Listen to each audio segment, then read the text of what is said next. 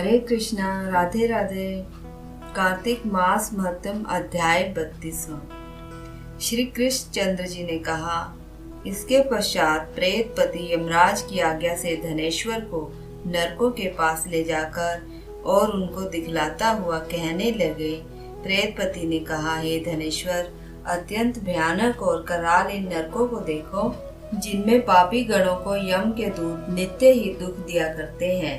यह तप्त बालुको नामक भयंकर नरक है, जिसमें देह जल जाने के कारण पापी विलाप कर रहे हैं। बलि वैश्व देव करने के पश्चात भोजन के समय जो प्राणी भूखे अभ्यागतों को भोजन नहीं देते, वे मरने पर इनमें अपने कर्तव्य द्वारा बारंबार सताए जाते हैं। जो प्राणी गुरु, अग्नि, ब्राह्मण, गो, वेद, राजा इनको लात मारते हैं, उनके भी पैर इस गर्म बालू में जलाए जाते हैं। यह 6 प्रकार के नरक अतिशय पापों के करने से मिलते हैं। देखो, यह दूसरा अंधकर कमीश नामक नरक है। हे ब्राह्मण, देखो, सुई की तरह मुख वाले तमोत की नामक कीड़े इन पापियों को काटते हैं। यह भी श्वास, गिद्ध आदि पक्षियों के भेद से 6 प्रकार के हैं। इनमें दूसरों के चित्त को दुखित करने वाले पापी जन गिराए जाते हैं। यह उधर तीसरा कक्रच नामक भयानक नरक है। इसमें आरे से पापी लोग चीरे जाते हैं। ये भी 80 पत्र, वन आदि भेदों से 6 प्रकार के होते हैं। इसमें स्त्री तथा पुत्र आदि का वियोग कराने वाले या देने वाले पापी पकाए जाते हैं। अपने प्रियजनों से विछोह कराने वाले प्राणी भी 80 पत्र रूपी तलवार की धार से काटे जाते हैं और कुछ भेड़ियों के डर से भाग जाते हैं। देखो, यह अर्गल नाम का भयानक चौथा नरक है, जिसमें पापी लोग इधर उधर चिल्लाते हुए भाग रहे हैं। इधर अनेक प्रकार की फांसियों से यमदूत पापियों को बांधते हैं। यह भी वध इत्यादि भेदों से 6 प्रकार के होते हैं। और इधर देखो, यह कूट शामिल नामक 5वां नरक है, जिसमें सेमर के लोग अंगारों की भांति कष्ट वाले बड़े बड़े कांटे हैं। यह भी यातना इत्यादि भेदों से 6 प्रकार के होते हैं। पर स्त्री किसी से विरोध तथा पर द्रव्य की चोरी में लगे हुए पापी इसमें पकाए जाते हैं। देखो, यह कुलबर्ण नामक 6ठा नरक है, जिसमें नीचे सिर कर दुरात्मा पापी लोगों को पकाया जाता है और नीचे की ओर रक्त पीप भरा हुआ रहता है। यहाँ भक्षा भैष्य के विचारहीन निंदा चुगली करने वाले प्राणियों को मारा जाता है, जिसकी भयानक पीड़ा से ये चिल्ला रहे हैं। दुगंध आदि भेद से ये भी 6 प्रकार के होते हैं। और 7वां कुंभी पाक नरक है, जिसका दर्शन बहुत ही भयानक है। हे धनेश्वर, देखो, तेल आदि द्रव्यों से ये भी 6 प्रकार के होते हैं। इनमें महापातकी लोगों को यमदूत गण पकाते हैं। इनमें हजारों वर्ष पर्यंत यम यातना भोगनी पड़ती है। ये ही 42 रौरव नरक हैं, जिसको तुमने देखा है। इच्छा रहित जो पाप किए जाते हैं वे सूखे, और इच्छा पूर्वक जो पाप किए जाते हैं वे पाप आर्द्र कहे जाते हैं। इस प्रकार शुष्क तथा आर्द्र भेदों से पाप 2 प्रकार के होते हैं। इनके अलावा और भी पृथक पृथक 84 लाख प्रकार के पाप हैं।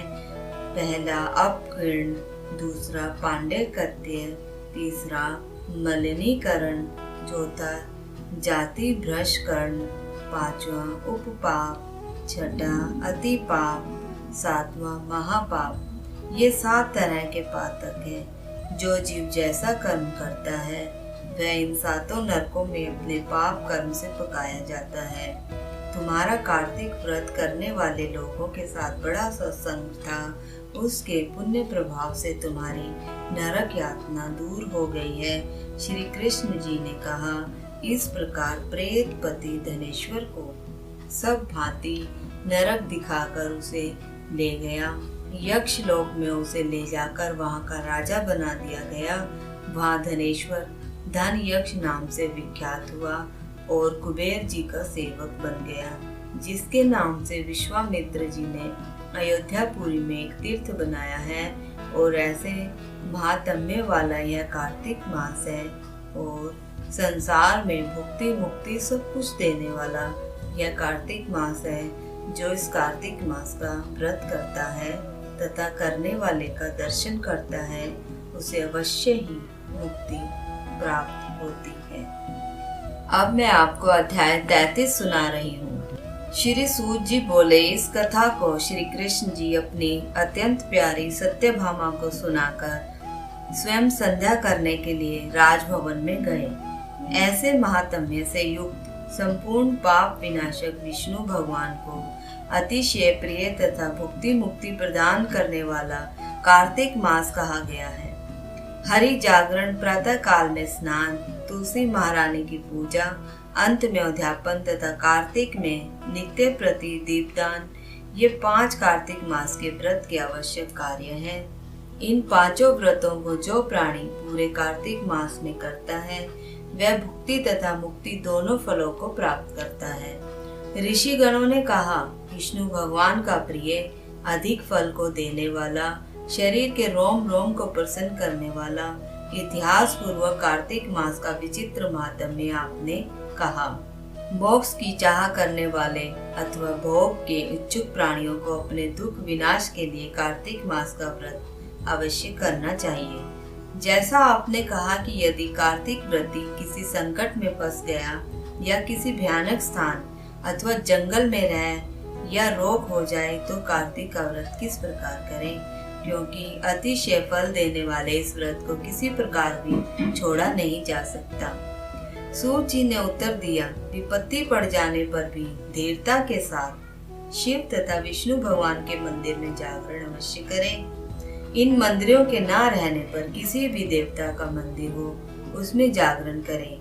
गहन जंगल में अथवा किसी प्रकार की आपत्ति आ जाने पर पीपल के वृक्ष के नीचे अथवा तुलसी के वन में जागरण करें। विष्णु भगवान के पास विष्णु के निमित्त कीर्तन करें। इस प्रकार 1000 गोदान के बराबर फल मिलता है और उस कीर्तन में बाजा बजाने वाले को वाजपेय यज्ञ के बराबर फल मिलता है और नाचने वाले प्राणी समस्त तीर्थों में स्नान करने का फल प्राप्त करता है। किसी एक आपत्ति में पड़ जाने से अथवा रोगी हो जाने से यदि कदाचित जल भी ना मिल सके तो केवल विष्णु भगवान के नाम मात्र से मार्जन ही कर ले। यदि उद्यापन की विधि ना कर सके तो व्रत की पूर्ति के लिए ब्राह्मणों को भोजन मात्र ही करा दे, क्योंकि अलक्षित रूप विष्णु भगवान के लक्षित स्वरूप ब्राह्मण ही हैं। इनकी प्रसन्नता से सदा विष्णु भगवान निसंदेह प्रसन्न रहते हैं। यदि दीपदान भी ना कर सके तो दूसरे के दिए हुए दीपक की वायु आदि से खूब सावधानी के साथ रक्षा करें और तुलसी महारानी के अभाव में वैष्णव ब्राह्मण का पूजन करें, क्योंकि विष्णु भगवान सर्वदा भक्तों के समीप ही रहते हैं।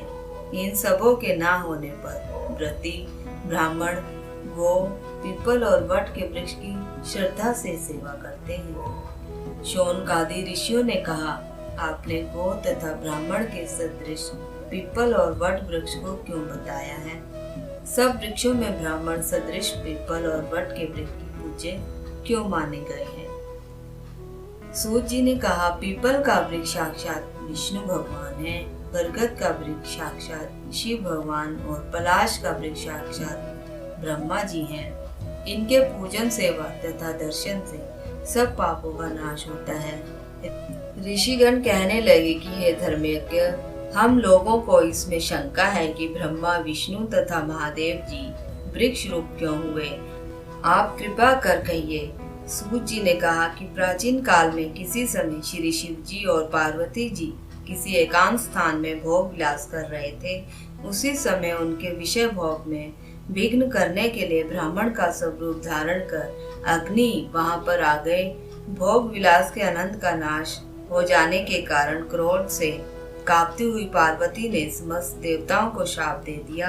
पार्वती जी ने कहा, हे देवताओं, विषय सुख में कीट पतंग आदि भी जानते हैं, उनमें आप लोगों ने देवता होकर विघ्न क्यों किया है?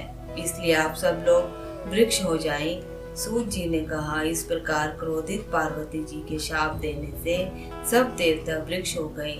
इसी कारण विष्णु भगवान तथा शिव जी दोनों पीपल और वट हो गए।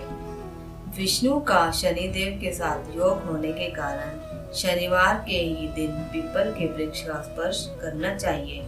बोलो कार्तिक मास की जय, बोलो राधा रानी सरकार की जय, बोलो बंसी वारे की जय। तो चलिए मेरे साथ महामंत्र का उच्चारण करें। हरे कृष्णा कृष्णा कृष्णा हरे हरे, हरे राम राम राम हरे हरे।